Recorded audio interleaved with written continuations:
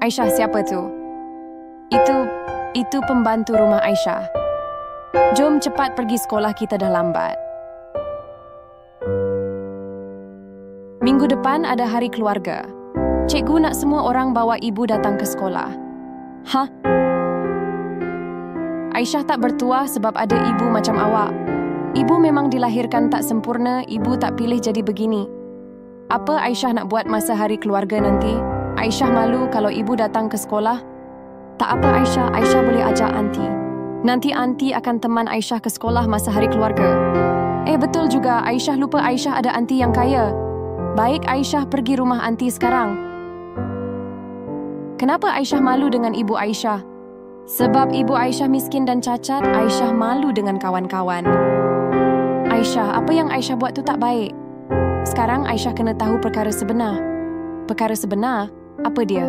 Sebenarnya aunty tak nak cerita, tapi aunty terpaksa supaya Aisyah tahu kebenaran. Dan jangan hina ibu Aisyah lagi. Anak ini kuat menangis. Sejak dia lahir hidup saya jadi susah. Saya nak tinggalkan anak ini kat sini. Jangan buat macam tu. Kesian dia masih kecil. Kalau awak tak nak jaga dia bagi saya janji saya akan jaga dia dengan penuh kasih sayang. Ambillah, anak ni menyusahkan. Mulai sekarang nama awak Aisyah. Dan saya adalah ibu awak. Tak mungkin.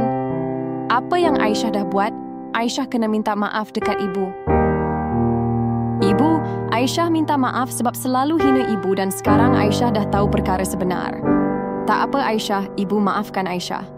Aisyah nak ibu datang ke sekolah masa hari keluarga. Betul ke ni Aisyah dah tak malu ada ibu yang cacat? Macam mana korang setuju tak Aisyah ajak ibu datang ke sekolah masa hari keluarga?